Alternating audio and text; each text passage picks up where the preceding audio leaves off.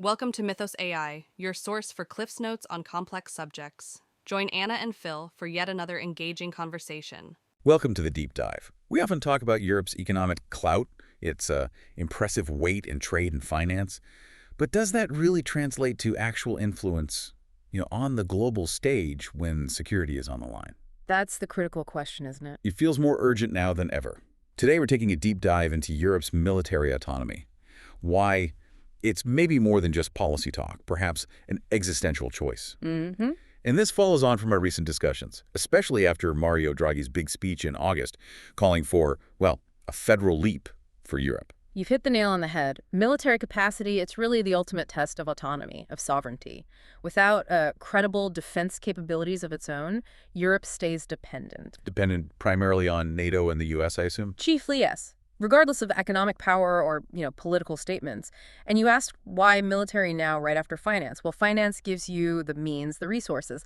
But defense is sovereignty. It's the actual ability to act independently to protect interests. Without that military piece, Europe just can't be a true global player. It can't really shape its own future. That clarifies it perfectly. So let's unpack this dependency. When we talk about Europe's military reliance, what's the elephant in the room? Why is that reliance still so strong? Well, historically, and it's still largely trade, the bedrock has been the U.S. security guarantee, NATO's Article 5. An attack on one is an attack on all. Precisely. And for decades, that meant Europe relied heavily on U.S. logistics, the American nuclear deterrent, and crucially, the overall NATO command structure, which is, let's be honest, heavily U.S.-led. So Europe could afford to maybe underinvest a bit, feeling safe under that umbrella. In many ways, yes, it created a certain comfort level, perhaps even complacency in some quarters, about building truly independent capabilities. But as you hinted, that umbrella feels a bit shaky now. Has the credibility of Article 5 itself been openly challenged recently? Oh, absolutely. The re-election of President Trump in 2024, it's widely described as perhaps the biggest challenge ever to U.S.-NATO ties. How so? It's shifted the perception from, an ironclad alliance based on shared values to something much more transactional. Transactional meaning. Meaning President Trump has openly questioned if the U.S. would defend allies who don't, in his view, pay their bills, meet defense spending targets. His sort of ambiguity about how he sees Article 5, just questioning it publicly, that alone destabilizes NATO. Because deterrence relies on certainty. Exactly. The moment an adversary thinks the guarantee might not hold, deterrence weakens. Allies start to hedge their bets, second-guess the commitment. And wasn't there a specific, quite startling incident involving Greenland that really highlighted this transactional approach? Yes, that was a very telling moment. In March 2025, during a meeting, President Trump just publicly repeated his interest in the U.S. acquiring Greenland. Greenland, which is Danish territory, and Denmark is a founding NATO member. Correct, an autonomous territory of Denmark, but firmly within the NATO framework. And what was really striking was the response from NATO Secretary General Mark Rutte. What did he say? He was described as circumspect.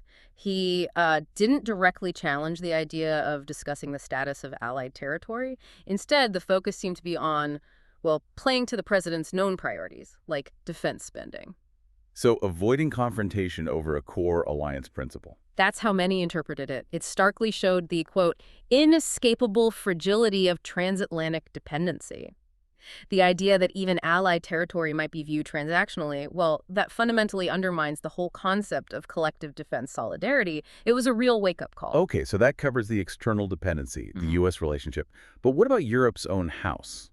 Internally, how does its approach to military equipment procurement cause problems? Internally, it's a mess, frankly. Europe's military landscape is often called a patchwork of national systems and priorities. Meaning lots of different kits, not much standardization. Exactly, and it leads to huge inefficiencies. The numbers are pretty stark. European armies collectively operate something like 5 to 6 times more types of military systems than the U.S. does. 5 to 6 times, that's incredible. It is. Think about main battle tanks. Across Europe, you find 17 different types. The U.S., one main platform. Across all systems, the EU has around 179 distinct types compared to about 33 in the US. Wow. And this isn't just about variety, it leads to actual duplication, right? Like with those fighter jet programs. Precisely. The fragmentation fuels massive duplication. The classic example is the estimated over €100 billion overlap between two competing sixth-generation fighter jet projects. Right, the Franco-German-Spanish one, FCAS. In the UK-led Global Combat Air Program, GCAP. Yes. And this isn't because the technology demands two separate programs, it's political. Politics meaning national favoritism, protecting domestic jobs, propping up national offense companies, or national champions. It often overrides the logic of collective European security needs. Short-term national industrial policy winning out over long-term strategic sense. So this patchwork approach, these inefficiencies, Yeah. what does that mean when things get real, like in supporting a conflict, needing actual ammunition? It means critical shortfalls. The war in Ukraine was a brutal lesson. Even with a big surge in production, Europe makes maybe 2 million artillery shells a year. In Russia. Estimates put Russia's capacity at 4 to 5 million. And it's not just quantity, it's cost. That lack of scale means a standard NATO 155mm shell costs around $4,000 to make. 4 times the Russian equivalent, I read. Roughly, yes. 4 times the cost. It led one senior NATO official to say, quite bluntly, that the bottom of the barrel is now visible. Europe simply isn't structured for sustained, high-intensity industrial warfare. The industrial base isn't there. Okay, so the equipment is fragmented, the supplies are constrained. What about actually leading a military operation? Command and control. Well, if you have 27 different member states, you largely have 27 separate national chains of command. Which sounds like chaos. It creates what's been called a strategic cacophony. Imagine trying to run a major operation with 27 different bosses. It makes swift, collective action incredibly difficult. It hinders efficiency, responsiveness, everything you need in a crisis. Okay, that paints a clear picture. Now, beyond just needing U.S. equipment, you mentioned a technological dependency. How does relying on U.S. tech actually limit Europe's freedom to act? This is a really crucial and maybe less obvious point. There are formal things, like U.S. export control laws, ITAR, the international traffic in arms regulations controlling military tech transfers. Standard practice, perhaps. Yes, but there's a newer, more subtle layer. We've seen reports of a Pentagon approval process being needed even for European weapon systems if they rely on U.S. intelligence for targeting. Like the Storm Shadow missile. Exactly. The British-French Storm Shadow cruise missile apparently needs U.S. satellite data to work effectively.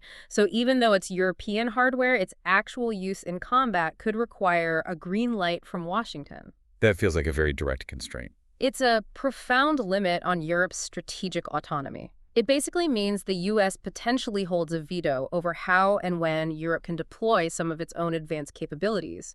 It turns tech reliance into a political choke point. So even if you build it, you might not be able to use it freely. What about something even more basic, like just knowing where you are? GPS. Another key dependency. Europe relies heavily on the U.S. Global Positioning System, GPS. Which the U.S. controls. And which the U.S. military can degrade or even deny access to in certain areas or situations.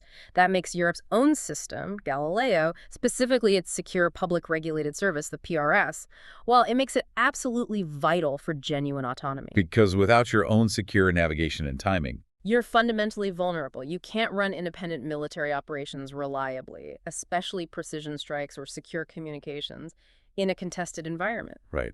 So facing this whole array of dependencies, external, internal, technological, fit bulbist, Mario Draghi steps in with his big speech in August. What's his proposed solution for defense? Draghi confronts this strategic deficit head-on. His core argument is that only a significant move towards federal integration can give Europe back its agency, its ability to act. And in practical terms for defense. He calls for things like common debt instruments issuing debt together specifically to fund large pan-European defense projects. He makes a distinction, trying to overcome fiscal objections. The North-South split on debt. Exactly. He talks about good debt for strategic investments like defense versus bad debt for just covering day-to-day spending. He also pushes hard for pooled procurement joint buying and building a truly common defense industrial base. To get those economies of scale you mentioned. Precisely. To tackle the fragmentation, boost efficiency, and ultimately build a credible deterrent capability within Europe. It still sounds like asking nations to give up a lot of control, especially in defense, which is usually seen as core national sovereignty. How does Draghi square that circle? That's maybe the most radical part of his thinking. He fundamentally redefines sovereignty. How so? He argues that in today's world, especially with the U.S. guarantee looking less certain, true sovereignty isn't about clinging to total independent authority if that leaves you weak and dependent in practice. For him, sovereignty is the ability to act. So pooling sovereignty makes you more sovereign, in effect. That's the argument, that collective action, shared capabilities, integrated structures, that is what actually gives Europe the power to act effectively on the world stage. It's not surrendering sovereignty, it's making it meaningful again by gaining collective capacity. Interesting perspective. And does he go further into shared structures, command even? The nuclear question. Yes, he advocates for integrating command and logistics structures for efficiency, and he explicitly calls for opening the debate on a European nuclear umbrella. Wow. That's a huge step. It is. He acknowledges the immense complexity, the options, the credibility issues, but argues the conversation itself is necessary given the changing security landscape. So if Europe were to follow this path, build up its own capabilities, where does that leave NATO? What's his vision for the transatlantic link? He talks about NATO evolving into an alliance of two pillars. Two pillars, meaning? A strong, capable European pillar standing alongside the North American pillar, primarily the US and Canada. Europe wouldn't be a collection of dependents anymore, but an equal partner contributing significantly to collective defense. A stronger Europe making for a stronger, more balanced NATO. It's a compelling vision, but visions often collide with reality. What are the big political roadblocks stopping this from happening? Oh, the obstacles are significant and deeply ingrained. First off, you have a clear east-west divide within Europe itself. How does that play out? Countries in Central and Eastern Europe, especially Poland and the Baltic states, they are fiercely Atlanticist.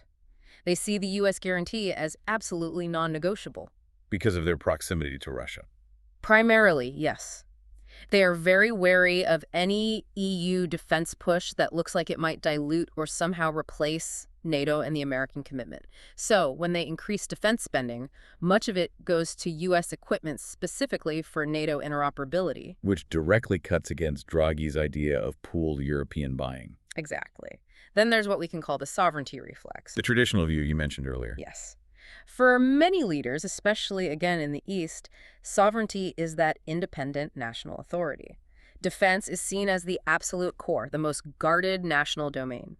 The idea of federal integration in defense feels like a fundamental surrender of national identity and control. Understandable, given a recent history for some of those nations. Absolutely. And then even among countries more open to European defense, you have persistent industrial rivalries. National champions again. Yes. Even when leaders sign pledges to buy European, fierce competition remains, particularly between, say, French and German defense industries. National favoritism often wins out.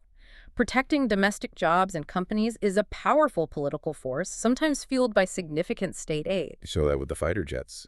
And what about the money? The old divides over spending and debt. That fiscal chasm is always there, the traditional North-South split on common debt.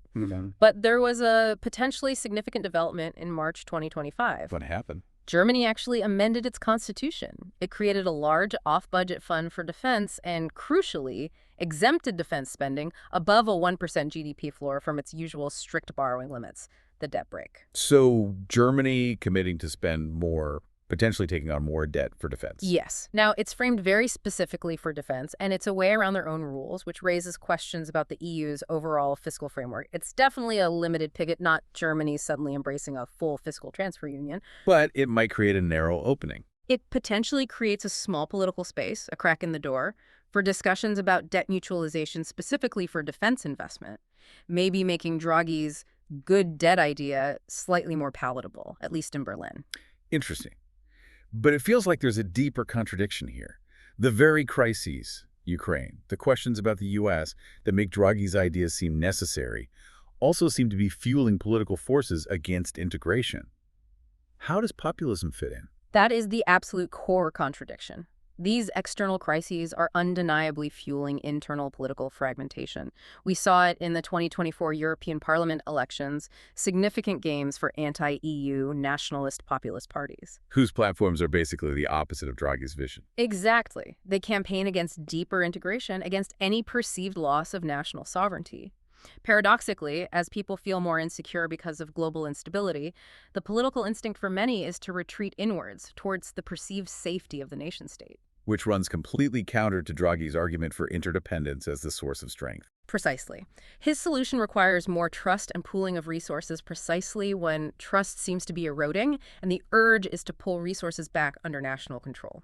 It's a fundamental clash of responses to the same crisis. And is there any evidence that Draghi's underlying point, that fragmented national efforts just don't work for big challenges, is actually correct? Well, there's a telling example from a different field. The European Court of Auditors looked at the EU's CHIPS Act, its plan to boost semiconductor production. Their assessment was that it's very unlikely to hit its ambitious targets. Why? A lack of centralized authority and insufficient pooled funding. National efforts remain too fragmented.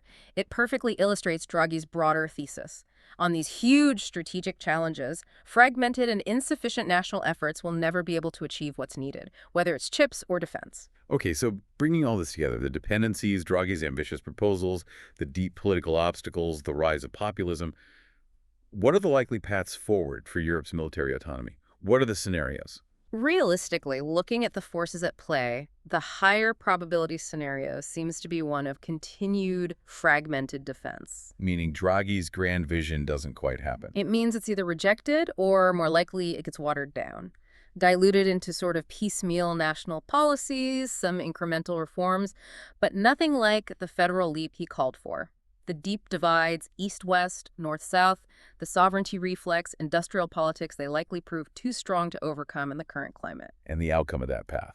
Europe largely remains a spectator in major geopolitical events, a rule taker rather than a rule maker.